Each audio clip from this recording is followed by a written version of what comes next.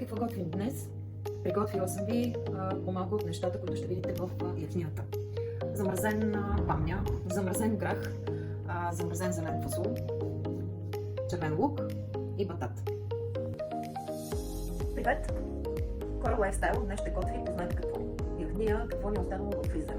Така, от какво мисля да започна? От продуктите, които ни трябват естествено. Кокосово масло. Имам бамня, замразена, зелен фасул, сладък картоф, батат и червен лук. С това разполагам в момента. Започвам естествено от задушаването на кокосовото масло. И така, какво ми трябва? Може би една-две лъжички кокосово масло. Изчаквам малко кокосовото масло да се разтопи и слагам лука. Започвам най-напред с добавянето на зеления фасул. Понеже той иска повече време за обработка. Реда е следния. Добавям зеления фасул. След това след мъничко ще добавя сладките картофи, батата. Така. Последно мисля да оставя бамнята, защото тя най-бързичко ще стане, въпреки че накрая всичко, което приключим тук с задушаването, го прехвърлям в едно блоке. Че напредваме, в смисъл батата вече вътре, също е вътре, освен зеления фасул и лука. Тук стана за добавяне бамнята, но както ви казах, тя остава последна. Преди това ще сложа граха. Така. Бамнята вече е почистена, не правете грешката като мен първия път, в който бях сложила такава и я сложих заедно с тръшките. Груба грешка от моя страна. И аз се учих в движение и продължавам да се уча в движение, да не го казвам минало пешало. Така, нещата вътре поврязвам малко. Добавям ги към бамнята. Абсолютно вече не ми е нужен. Леко ми плъна до главата. Така, и продължаваме с подправките. Какво би било подходящо за бамня, грах? На грах обикновено слагам копър. Не знам в случая копъра дали би... Да, подходящо с батата, не е проблем. Мисля, че и с зеления фасул върви. Да, ето, значи започваме. Аз между другото много обичам да ползвам и мащерка. И първото нещо, което бих сложила тук е също и малко куркума. Задължително. Така, какво бих добавила още? Черен пипер. Да, малко по-сериозно количество.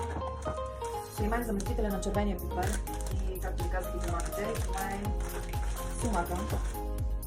Вие тук спокойно може да се ползвате и доматите, и червения пипер. Просто при мен в случая все още съм си го поставила като задача да не се включва. Така. Ето, копър, бръчета, идеално.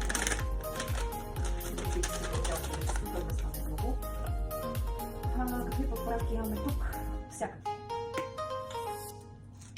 Айде малко и от тях, каквото и да е. Това е в малки количества, не е проблем. Така, и остава да добавя солта. Малко вода, още малко кокосово масло, че това ми се струва малко. И в хладилника, извинявайте, в никакъв случай не го слагайте в хладилника, глупости говоря.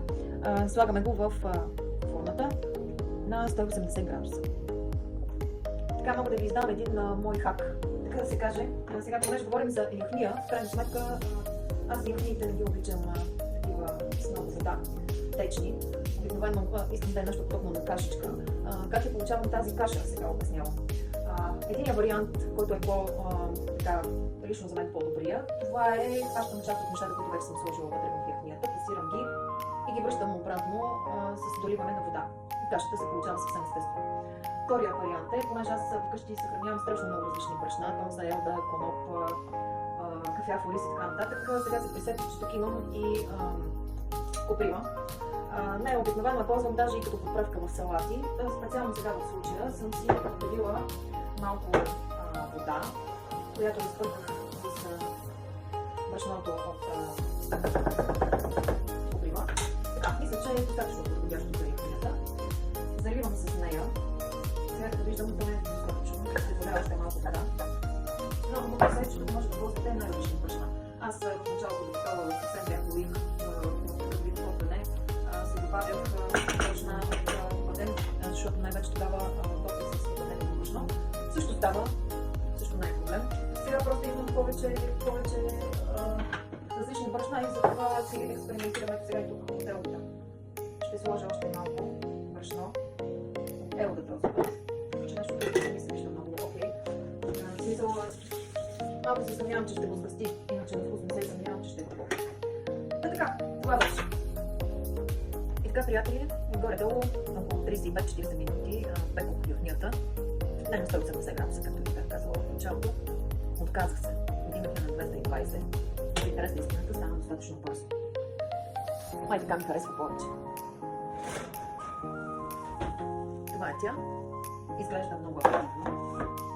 Единственото нещо, което бих добавила в момента е да добавя това масло хи, за което ви казах. Докато все още е топло. И за мен юхнията е за сервиране. Както се казва, в момента сме напред на вечер. Хубав ден от мен.